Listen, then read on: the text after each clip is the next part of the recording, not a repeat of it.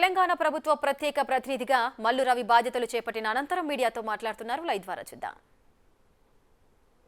పరిష్కారం చేయడానికి ఇక్కడ ఉన్న ఆర్సీ గారితోని వారితో పాటు ఓఎస్డీగా ఉన్న వారితోని కలిసి అధికారులతో మంత్రులతో కలిసి వాటన్నిటిని క్లియర్ చేయాలనే ఆలోచనతోనే ఈ స్పెషల్ రిప్రజెంటేటివ్ పోస్టుని ఇవ్వటం జరిగింది.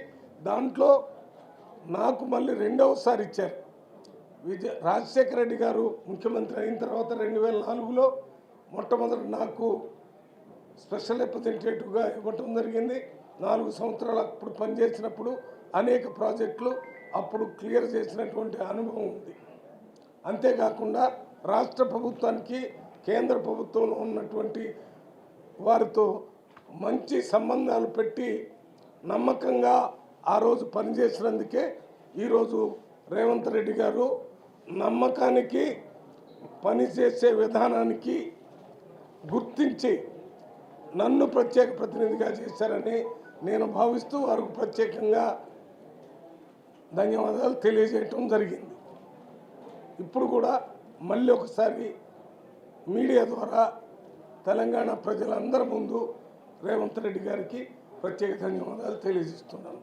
ఇవి కాకుండా ఎప్పటికప్పుడు రాష్ట్రం దగ్గర నుంచి వచ్చినటువంటి ప్రపోజల్స్ అన్నింటి కేంద్రంలో సంబంధిత అధికారులతో మాట్లాడి వాటి పరిష్కారం చేయడానికి నిరంతరం కృషి చేస్తానని ఇప్పుడు నా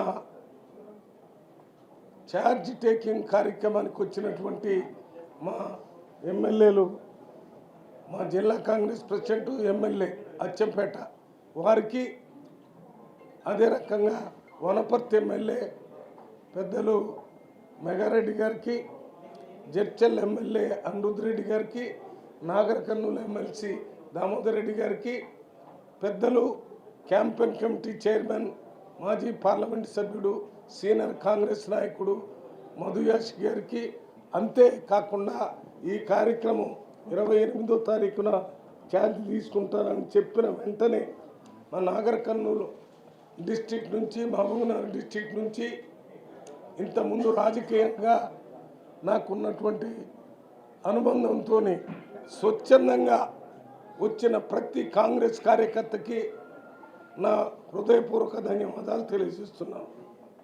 ఎందుకంటే ఇది ఒక్క మల్లు రవికి స్పెషల్ రిప్రజెంటేటివ్ ఇవ్వటం వల్ల మల్లు రవిని ఎంపవర్మెంట్ చేసినట్టు అని నేను అనుకోవటం లేదు. తెలంగాణ రాష్ట్రంలో ఉన్న ముఖ్యంగా కాంగ్రెస్ పార్టీ నాయకులకి, కార్యకర్తలకి ఈ ఎంపవర్మెంటు అందినట్టుగా నేను భావిస్తున్నాను. ఎందుకనంటే నేను ఇక్కడ ప్రత్యేక ప్రతినిధిగా నాకున్న అన్ని అవకాశాలని తెలంగాణ ప్రజల కోసం, ముఖ్యంగా ఎన్నికలు అయిపోయాయి కాబట్టి తెలంగాణ రాష్ట్రానికి రావాల్సినటువంటి ప్రాజెక్ట్స్తో పాటు తెలంగాణ ప్రజలకు ఉన్నటువంటి సమస్యల్ని కూడా ఢిల్లీలో ఉండి ఇంతకుముందు ప్రత్యేక ప్రతినిధిగా ఏ రకంగా వారికి సహాయం అందించానో అదే రకంగా అందిస్తానని ప్రజలందరికీ మీడియా ద్వారా నేను తెలియజేస్తున్నాను. ముఖ్యంగా నా ప్రత్యేక ప్రతినిధి కాలంలో పోయినసారి ప్రత్యేకంగా సహకరించినటువంటి మీడియా వాళ్ళకి ప్రత్యేక ధన్యవాదాలు తెలియజేస్తున్నాను.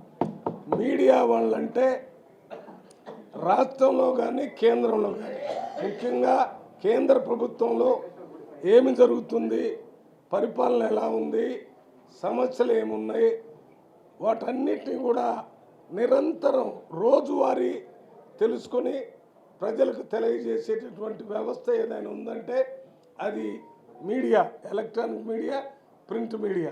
నా ఆఫీస్, నేను కూర్చునే కుర్చీ తప్ప ఆఫీస్ మొత్తం మీడియా వాళ్ళకి, తెలంగాణ నుంచి వచ్చినటువంటి నాయకులందరికీ కూడా అంకితం చేస్తున్నాను. ఇంతకుముందు నా ఆఫీస్లో నేను కూర్చునే ఒక్క కుర్చీ తప్ప మొత్తం ఎప్పుడు కూడా మీడియా కానీ వచ్చిన వాళ్ళు తీసుకునేవారు. నా దగ్గర ఉన్నటువంటి టీవీ కానీ లేకపోతే అప్పుడు సెల్ ఫోన్, అప్పుడు ల్యాండ్ ఫోను వాడుకోవటం ఫ్రీగా. తర్వాత ఎవరైనా ఏదైనా కేంద్ర ప్రభుత్వంలో పని మీద వస్తే అది ప్రత్యేక ప్రతినిధి పని కాకపోయినా నేను ప్రభుత్వాన్ని రిప్రజెంట్ చేస్తున్నాను కాబట్టి ఇక్కడ ఉన్నటువంటి మంత్రులకి అధికారులకి లెటర్స్ ఇవ్వటం, అవసరమైతే ఆఫీసులో మాట్లాడి ఆ సమస్యలు అటెండ్ కావడానికి ప్రయత్నం చేస్తాను. ఈ పెండింగ్ ప్రాజెక్టుతో పాటు ముఖ్యంగా నేను నాగర్ కర్నూలు పార్లమెంట్కి 2 సార్లు ఎంపీగా చేశాను. పోయినసారి పోటీ చేశాను. 3 లక్షల కంటే ఓట్లు ఎక్కువ వచ్చినాయి. అందువల్ల కేంద్రంలో ఉండి రాష్ట్రంలో ఉన్న తెలంగాణలో ప్రత్యేకంగా నాగర్ కర్నూలులో ఉన్నటువంటి 7 అసెంబ్లీలకి కావలసినటువంటి బ్యాక్వర్డ్ ఏరియా డెవలప్మెంట్ ఫండ్ వస్తుంది అక్కడికి. అది ప్రత్యేకంగా అది బ్యాక్వర్డ్ ఏరియా కాబట్టి దాన్ని రిలీజ్ చేయటమే కాకుండా నాగర్ కర్నూలు జిల్లాలో కానీ వనపర్తి కానీ గద్వాలలో కానీ ఇప్పటి వరకు ఏ రకమైన ఇండస్ట్రీస్ లేవు. అంటే జిల్లా నాగర్ కర్నూలు అంటే అచ్చంపేట, కలవకుర్తి, నాగర్ కర్నూలు, కొల్లాపూర్, అదే రకంగా వనపర్తి, గద్వాల, అలంపూర్, కలవకుర్తి ఈ 7 అసెంబ్లీల్లో ఇండస్ట్రీస్ రాలేదు. మేము ఇప్పుడు ఇండస్ట్రీ గురించి కృష్ణానది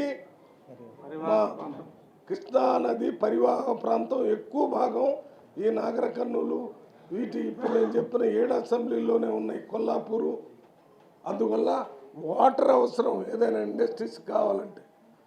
అటువంటి వాటర్ డిపెండెంట్ ఇండస్ట్రీస్ని అదే రకంగా అచ్చంపేటలో ప్రత్యేకంగా ఫారెస్ట్కి సంబంధించిన ఇండస్ట్రీస్ గురించి ఇంకొక ఏం ట్రైబ్ ఇది సబ్ ట్రైబా చెంచునే ఉంటాం ప్రిమిటివ్ ట్రైబ్స్ ఉన్నారు అక్కడ.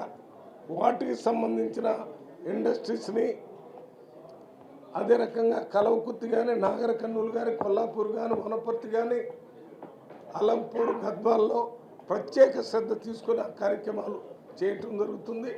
మా కార్యక్రమానికి వచ్చినటువంటి ఎమ్మెల్యేలకి, ఇతర నాయకులందరికీ ప్రత్యేకంగా నా ధన్యవాదాలు తెలియజేస్తున్నాను. ఆదివారం ముఖ్యంగా మీడియా సోదరులు, అదే రెసిడెంట్ కమిషనర్ గారు వీరంతా వచ్చి ఈ కార్యక్రమాన్ని విజయవంతం మా దగ్గర నుంచి వచ్చినటువంటి కాంగ్రెస్ కార్యకర్తలతో పాటు మీరు కూడా సమయం ఇచ్చి ఈ ఛార్జ్ టేకింగ్ కార్యక్రమాన్ని విజయవంతం చేసినందుకు ప్రత్యేకంగా హృదయపూర్వక నమస్కారాలు తెలియజేస్తున్నాను. ఏదైనా మీడియా సోదరులు అడిగేది ఉంటే చెప్తాను.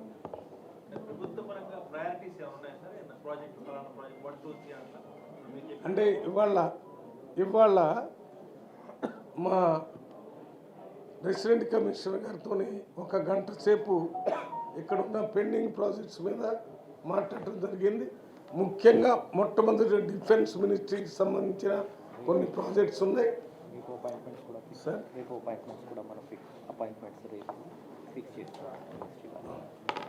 డిఫెన్స్తో పాటు ఇంకా ఏదో మనం తర్వాత ఇండస్ట్రీస్కి సంబంధించింది ఒకటి, ఇంకోటి ఇరిగేషన్, ముఖ్యంగా పాలమూరు, రంగారెడ్డి